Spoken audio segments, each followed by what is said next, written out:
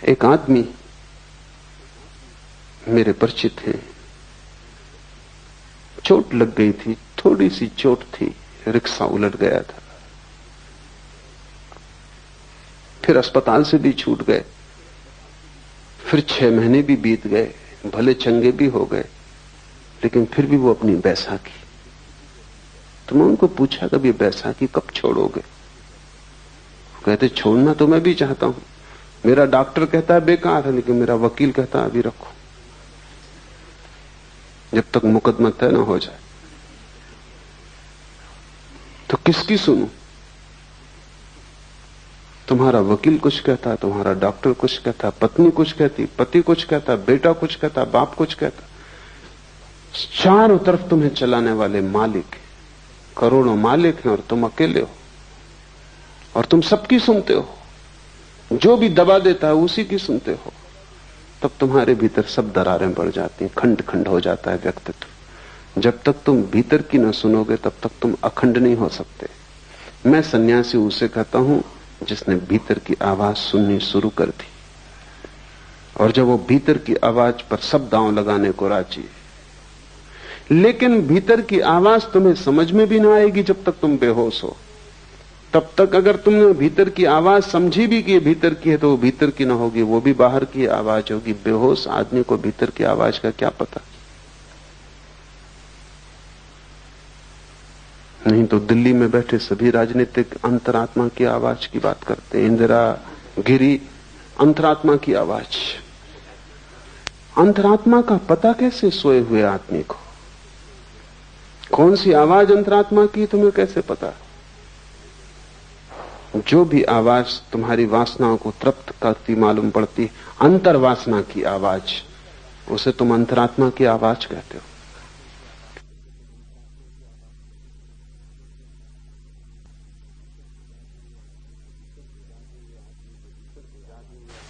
सिर्फ जागे हुए आदमी के भीतर कोई आवाज होती, और वो आवाज तुम्हें मिल जाए तो तुम्हारे जीवन में सब जो कलुष है, वो जो उपद्रव है, वो 1000 तरह के विक्षिप्त स्वर है कि तुम एक भीड़ हो गए हो, एक व्यक्ति नहीं। तुम एक बाजार की तरह हो जिसमें सब चल रहा है। बंबई का शेयर बाजार हो, तुम सब चल रहा है, कुछ समझ में नहीं आता। कोई नए आदमी को तो समझ में ना आया कि तुम क्या हो। कोई कुछ चिल्ला रहा है, कोई कुछ चिल्ला रहा है, सब तरह की आवाजें। तुम्हारी आवाज बिल्कुल खो गई है। तुरीय अवस्था का अर्थ है आत्मा को पहचानना, और इन 3 से तुम अपने को तोड़ो तो ही तुम आत्मा को पहचान सकोगे। छोटे छोटे प्रयोग शुरू करो। क्रोध आए, रुको, जल्दी क्या है? घृणा आए, थोड़ा रुको, थोड़ा संधि काल चाहिए, तभी उत्तर दो जबकि तुम होश में आ जाओ। उसके पहले उत्तर मत दो, और तुम पाओ कि तुम्हारी जिंदगी से पाप खोना शुरू हो गया, गलत अपने आप विसर्जित होने लगा। तुम अचानक पाओगे कि अब क्रोध का उत्तर देने की कोई जरूरत ना रही। यह भी हो सकता है कि जिसने तुम्हारा अपमान किया था तुम उसे धन्यवाद देने भी जाओ, क्योंकि उसने भी तुम्हारा उपकार किया है, तुम्हें एक जागने का मौका दिया है। कबीर ने कहा है, निंदक नीरे राखिए आंगन कुटी छबाए। वो जो तुम्हारी निंदा कर रहा है उसे तुम पास में ही संभाल के इंतजाम कर दो, उसको घर में ही ठहरा लो, क्योंकि वो तुम्हें जागने का मौका देगा। जो जो तुम्हें मूर्छित होने का मौका देता है, अगर तुम चाहो तो उसी मौके को तुम जागरण की भी सीढ़ी बना सकते हो। जिंदगी ऐसे है जिससे रास्ते पे एक बड़ा पत्थर पड़ा हो। जो ना समझे वो पत्थर को देख के लौट जाते हैं, वो कहते हैं रास्ता बंद है। जो समझदार है वो पत्थर पे चढ़ जाते, वो उसको सीढ़ी बना लेते, और जैसे ही सीढ़ी बना लेते हैं और भी ऊपर का रास्ता उन्मुक्त हो जाता है। साधक के लिए एक ही बात स्मरण रखनी है कि जीवन का हर क्षण जागृति के लिए उपयोग कर लिया जाए। चाहे भूख हो, चाहे क्रोध हो, चाहे काम हो, चाहे लोभ हो, हर स्थिति को जागरण के लिए उपयोग कर लिया जाए। रत्ती रत्ती तुम इस तरह इकट्ठा करोगे जागरण तो तुम्हारे भीतर ईंधन इकट्ठा हो जाएगा। उस ईंधन से जो ज्वाला पैदा होती है उसमें तुम पाओगे कि तुम न तो जागृत हो, न तुम स्वप्न हो, न तुम सुसुप्ति हो, तुम तीनों के पार पृथक हो। ज्ञान का बना रहना ही जागृत अवस्था है। बाहर की वस्तुओं के ज्ञान का बना रहना जागृत अवस्था है। विकल्प ही स्वप्न है। मन में विचारों का तंतुजाल, विकल्पों का, कल्पनाओं का फैलाव स्वप्न है। अविवेक अर्थात स्वबोध का अभाव सुसुप्ति है। ये तीन अवस्थाएं हैं जिनमें हम गुजरते हैं। लेकिन जब हम एक से गुजरते हैं तो हम उसी के साथ एक हो जाते हैं। जब हम दूसरे में पहुंचते हैं तो हम दूसरे के साथ एक हो जाते हैं। जब हम तीसरे में पहुंचते हैं तो तीसरे के साथ एक हो जाते हैं। इसलिए हम तीनों को अलग अलग नहीं देख पाते। अलग देखने के लिए थोड़ा फासला चाहिए, परिपेक्ष चाहिए।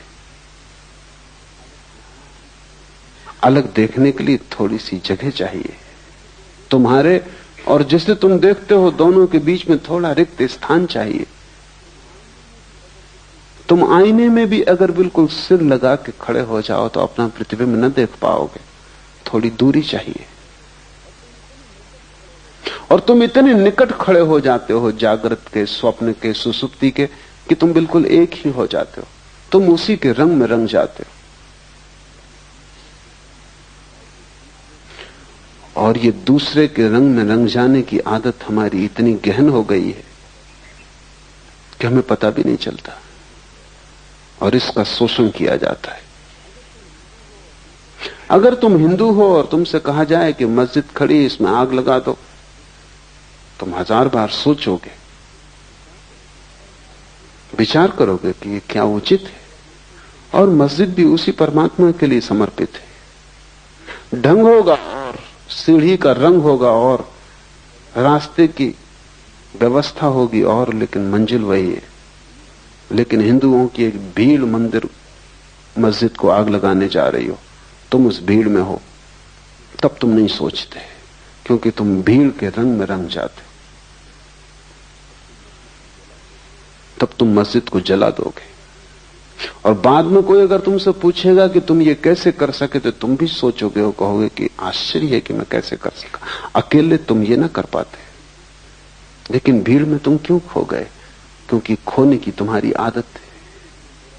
कोई मुसलमान इतना बुरा नहीं है अकेले में जितना भीड़ के साथ बुरा होता है। कोई हिंदू इतना बुरा नहीं है अकेले में जितना भीड़ के साथ बुरा होता है। किसी अकेले आदमी ने इतने पाप नहीं किए जितने भीड़ ने पाप किए। क्यों?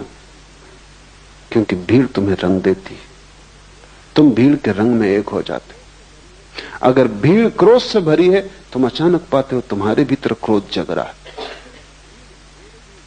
अगर भीड़ रो रही है, चीख रही, चिल्ला रही, तो तुम रोने, चीखने, चिल्लाने लगते हो। अगर भीड़ प्रसन्न है, तुम अपना दुख भूल जाते हो और प्रसन्न हो जाते हो। ख्याल करो, तुम किसी के घर गए हो, कोई मर गया है, वहां अनेक लोग रो रहे हैं, अचानक तुम पाते हो तुम्हारे भीतर भी रुदन उठा आ रहा है। शायद तुम सोचते होगे कि तुम बड़े करुणावान हो, शायद तुम सोचते हो कि तुम बड़ी दया और प्रेम से भरे हुए व्यक्ति हो, शायद तुम सोचते हो कि सहानुभूति के कारण ये आंसू आ रहे हैं, तो तुम गलती में हो। क्योंकि घर भी तुमने ये खबर सुनी थी कि वो आदमी मर गया, तब तुम्हें कुछ भी ना हुआ था, क्योंकि तुम अकेले थे। तब तुमने सोचा होगा कि ठीक है, मरना जीना लगा ही रहता है। बजाय इसके कि आदमी मर गया, इससे तुम्हें दुख होता, तुम्हें यही झंझट आई होगी कि अब जाना पड़ेगा और संवेदना प्रकट करनी पड़ेगी। और 25 दूसरे काम थे, अब एक और उपद्रव बीच में आ गया। और ये आदमी था ही ऐसा, बेवक्त मरा, कोई वक्त था आज मरने का। ये तुम्हारे विचार रहे होंगे। लेकिन तुम जब घर में पहुंचोगे और वहां तुम लोगों को रोते देखोगे भीड़ जब वहां दुखी हो रही होगी, तुम अचानक पाओगे तुम्हारे भीतर भी बड़े भाव उठ। ये भाव दो कौड़ी के और खतरनाक है, क्योंकि भीड़ तुम्हें रंगे दे रही है। तुम अपने को बचाना। ऐसी सहानुभूति किसी मतलब की नहीं जो भीड़ से आती हो, जो तुम्हारे हृदय से ना आती हो। तुमने देखा कि दुखी, बेचैन, परेशान लोग भी होली के हुल्लड़ में बड़े आनंदित दिखाई पड़ने लगते। वो भी नाचने गाने लगते, गुलाल उड़ाने लगते। जिनकी जिंदगी में गुलाल बिल्कुल भी नहीं है और जिनकी जिंदगी में कभी कोई खुशी, कोई गीत नहीं देखा गया, अचानक रास्तों पर रंग फेंक रहे। हुआ क्या इनको? यही आदमी कल चला जा रहा था मरा मरा, इसका पैर नहीं उठ रहा था, इसकी जिंदगी ऐसी थी जैसे सुसुप्त, और यही आदमी आज नाच रहा है। भीड़ ने रंग दिया ऐसे। साधक को भीड़ से सावधान होना चाहिए। तुम अपनी आवाज खोजो, अपना स्वर खोजो। भीड़ तुम्हें सदा से धक्के दे रही है और तुम भीड़ के साथ, जो भीड़ तुम्हें बनाती है वही तुम हो जाते हो। ये क्यों हो पाता है?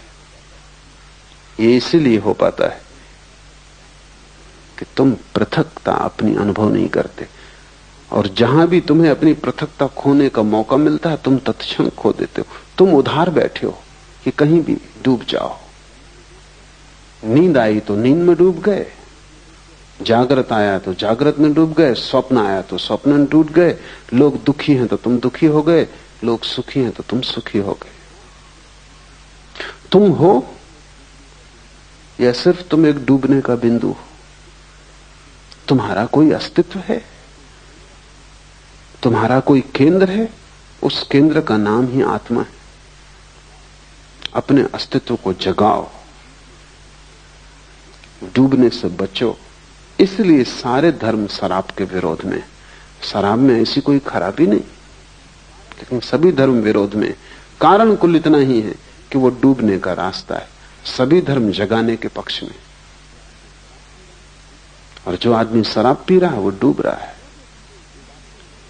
जो जो चीजें डुबाती हैं तुम्हें, जिन जिन चीजों से तुम और भी ज्यादा मूर्छित होते हो, तुम वैसे ही काफी मूर्छित हो। रत्ती भर तुम में जरा सा होश है, तुम उसी को भी खोने के लिए तैयार रहते हो। और आश्चर्य की बात तो यह है कि जब भी तुम उसे खो देते हो तभी तुम प्रसन्न होते हो। तुम जैसा मूल खोजना असंभव है, क्योंकि जब तुम उसे खो देते हो तभी तुम कहते हो कि बड़ा आनंद है। क्यों? क्योंकि वो जो थोड़ा सा होश है वो तुम्हें जिंदगी की समस्याओं को देखने में सहायता देता है। वो तुम्हें जिंदगी के प्रति चैतन्य बनाता है और चिंता से भरता है। वो तुम्हें होश से भरता है कि तुम होश में नहीं हो। वो जो छोटा सा तुम्हारे भीतर किरण है वो तुम्हारे अंधकार को प्रकट करती, जो कि गहन है। तुम उस किरण को भी बुझा देना चाहते हो कि न रहेगी किरण, न रहेगा बांस, न बजेगी बांसुरी। न रहेगी किरण, न अंधेरे का पता चलेगा, क्योंकि उस किरण की वजह से अंधेरा पता चलता। हटाओ इस किरण को, पी लो शराब, डूब जाओ किसी भीड़ के उपद्रव में, राजनीति में, इसमें उसमें, कहीं भी अपने को लगा दो ताकि तुम अपने को भूल जाओ। पश्चिम के मनोवैज्ञानिक लोगों को कहते हैं कि तुम अगर अपने को भुला सको तो ही तुम स्वस्थ रह सकोगे, और पूरब के धर्म गुरुओं ने कहा है कि तुम अपने को जगा सको तो ही तुम स्वस्थ हो सकोगे। बड़ी उल्टी बातें, लेकिन दोनों बातें सार्थक हैं। पश्चिम का मनोवैज्ञानिक तुम जैसे हो उसको स्वीकार करता है।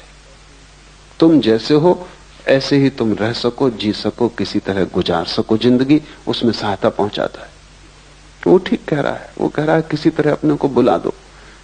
ज्यादा चैतन्य खतरनाक है, क्योंकि तुम चिंता से भर जाओगे, क्योंकि तब तुम्हें सब चीजें दिखाई पड़नी शुरू हो जाएंगी और कुछ भी ठीक नहीं है इस जिंदगी में, सब गड़बड़ है, सब अस्त व्यस्त है। तो बेहतर तुम आंख बंद कर लो, प्रसन्न रहो। क्या जरूरत है इस सारे समस्या को देखने की?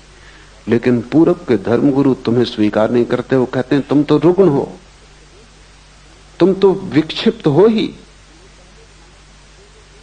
तुम्हें पहले शांति की जरूरत नहीं है। कोई चिंता नहीं। अगर चिंता बढ़े और तुम्हारे भीतर बेचैनी आए, कोई हर्ज नहीं, क्योंकि उसी के द्वारा तुम बदलोगे, क्रांति होगी। ये तो ऐसा है जैसे एक आदमी कैंसर से पड़ा है और हम कुछ भी नहीं कर सकते, तो हम उसको मार्फिया देते हैं कि तुम अपना आराम से तो पड़े रहो। लेकिन पूरब के धर्मगुरु कहते हैं मार्फिया से जीवन क्रांति नहीं होती। जगाओ, रूपांतरण हो सकता है। और आदमी जैसा है ये उसकी अंतिम अवस्था नहीं, ये उसकी प्रथम अवस्था तक नहीं। ये तो यात्रा के बिल्कुल बाहर ही खड़ा है, द्वार के। अभी इसने भीतर प्रवेश भी नहीं किया। महा आनंद की संभावना है, लेकिन तुम जैसे हो सोए, इससे महा आनंद नहीं होगा। सुख और आनंद का फर्क समझ लो। सुख उस अवस्था का नाम है जब तुम्हारे भीतर जो छोटी सी किरण जाग गई है वो भी सो जाती, तब तुम्हें कोई दुख पता नहीं चलता। आनंद उस अवस्था का नाम है जब तुम्हारे भीतर जो छोटी सी किरण है वो महासूर्य हो जाती और अंधकार पूरा खो जाता है। सुख नकारात्मक, निगेटिव है, दुख का पता न चलना। तुम्हारे सिर में दर्द है, एस्प्रो की टिकिया सुख है, आनंद नहीं। क्योंकि एस्प्रो की टिकिया तुम्हें सिर्फ दर्द पता नहीं चलने देती, वो तुम्हें बेहोशी दे देती। तुम बीमार हो, तुम परेशान हो, जिंदगी चिंता से भरी है, तुम शराब पी लेते हो, फिर सब ठीक है। दुखी शराबी जाता है शराब घर की तरफ, लौटता है नाचता गाता। तुम्हारी जो छोटी सी प्रकाश की किरण है उसे खोकर तुम सुख खरीदते हो, उससे तुम्हें आनंद कभी भी ना मिलेगा। क्योंकि सुख सिर्फ दुख का भूल जाना है, विस्मरण। और आनंद आत्मा का स्मरण है, वो भूल जाना नहीं है, वो पूरी स्मृति है। कबीर ने उसे सुरति कहा है, वो पूर्ण स्मरण है। ये सूत्र तुम्हें पूर्ण स्मरण की तरफ ले जाएंगे। तो ध्यान रखना, जो चीज बेहोश करती हो उससे बचना। और बेहोश करने के इतने सुगम उपाय हैं कि तुम्हें पता भी नहीं। तुम उनमें इतने ज्यादा ग्रस्त हो गए हो कि तुम्हें ख्याल भी नहीं। एक आदमी खाने के पीछे पागल है, वो खाता ही रहता है, तुम्हें ख्याल नहीं है कि वो खाने से शराब का उपयोग कर रहा है। ज्यादा भोजन निद्रा लाता है, ज्यादा भोजन सुसुप्ति देता है। इसलिए अगर किसी दिन तुमने उपवास किया तो रात तुम सो ना सकोगे, क्योंकि भोजन की एक अपनी तंद्रा है। तो जो आदमी 24 घंटे खाने में लगा है वो खाने के माध्यम से बेहोशी खोज रहा है। एक आदमी महत्वाकांक्षा की यात्रा में लगा है, वो कहता है कि जब तक करोड़ रुपए ना हो तब तक मैं रुकने वाला नहीं। तब तक वो दीवाने की तरह लगा है, सुबह हो, रात हो, दिन हो, अंधेरा हो, उजेला हो, कुछ फिक्र नहीं। उसके मन में एक गणित चल रहा है, 1 करोड़। उस एक गणित के प्रति समर्पित है, उसे कोई चिंता नहीं घेरती, उसे कोई चिंता नहीं, बस उसको 1 करोड़। उसको चिंता उस दिन घेरेगी जब 1 करोड़ पाने में सफल हो जाए। तब अचानक वो पाएगा कि बेकार गए, अब क्या करना है। मैंने सुना है पागल खाने में 3 आदमी बंद थे एक ही कोठरी में, क्योंकि एक ही साथ पागल हुए थे, तीनों पुराने साथी थे, एक दूसरे को रंग दिया होगा।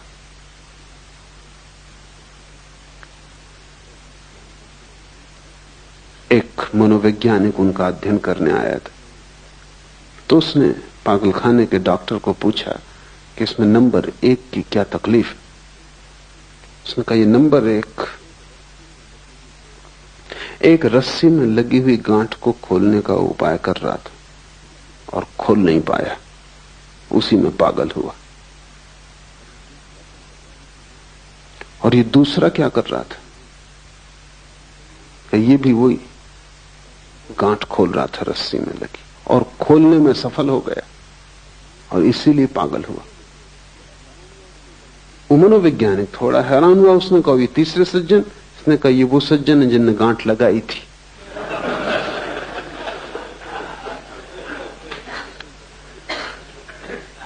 कोई गांठ लगा रहा है, कोई गांठ खोल रहा है, कोई सफल हो जाता है, कोई असफल हो जाता है, इससे कोई फर्क नहीं पड़ता, सब पागल हो जाते।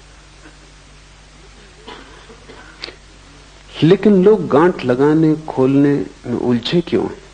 अपने से बचने के लिए।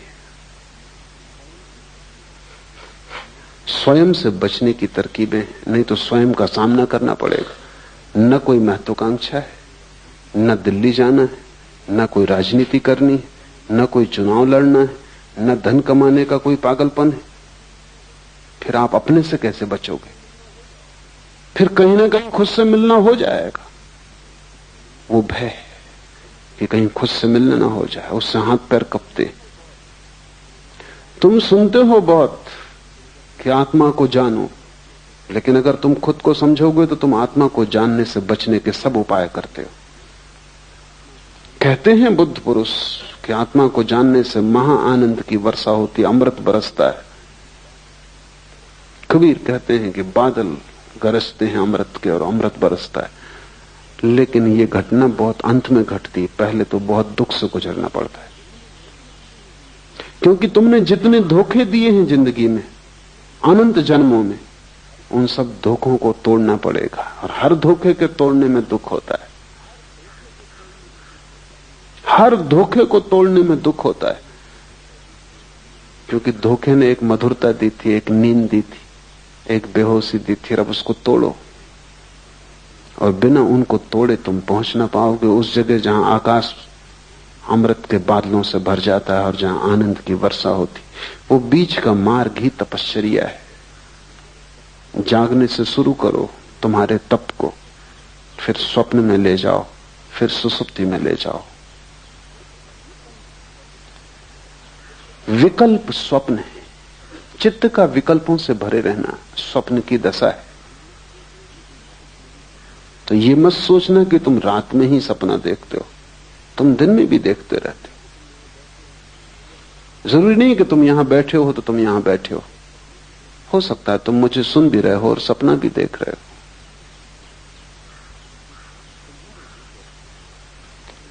तुम्हारे भीतर 24 घंटे एक अंतर्धारा सपने की चलती रहती। जागने में भी भीतर तो एक सपना तुम्हें घेरे ही रहता है, कुछ ना कुछ चलता ही रहता है।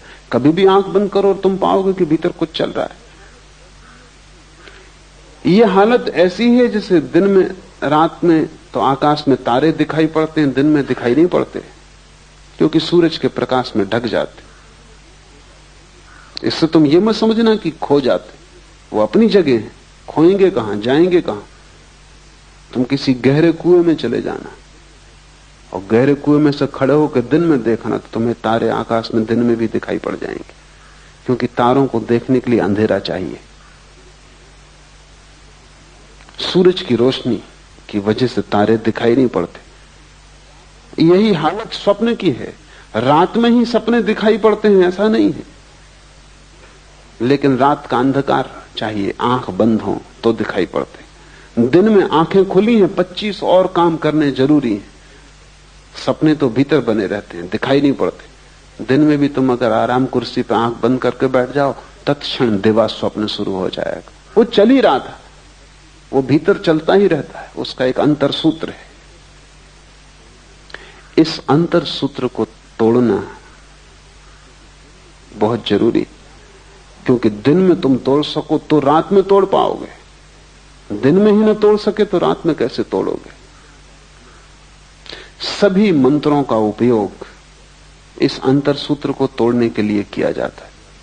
जैसे कि कोई एक आदमी को मंत्र दे दिया उसके गुरु ने कि तू काम कर, बाजार जा, सामान बेच, खरीद, लेकिन भीतर राम राम राम की अंतर्ध्वनि चलने दे। ये क्या है? अगर तुम काम करते वक्त भीतर राम की अंतर्ध्वनि चलने दो तो वो जो शक्ति स्वप्न बनती थी, स्वप्न की धारा बनती थी, वो राम की धारा बन जाएगी। क्योंकि वही शक्ति है जो भीतर सपना बनती। तो भीतर तुमने एक अपना ही सपना पैदा कर लिया, राम राम राम राम। बाहर तुम सब काम करते हो और भीतर तुम राम का अनुस्मरण करते हो। तो वो जो शक्ति तुम्हारे भीतर खाली पड़ी सपना देखती थी, वो राम का स्मरण बन जाएगी। इससे कुछ राम नहीं मिल जाएंगे, लेकिन सपने के तोड़ने में सहायता मिलेगी। और जिस दिन तुम रात नींद में भी पाओगे कि सपना नहीं चल रहा बल्कि राम की धारा चल रही, उस दिन समझ लेना कि दिन में सपना टूट गया। तो मंत्र की सफलता नींद में पता चलती, दिन में पता नहीं चलती। कैसे पता चलेगी?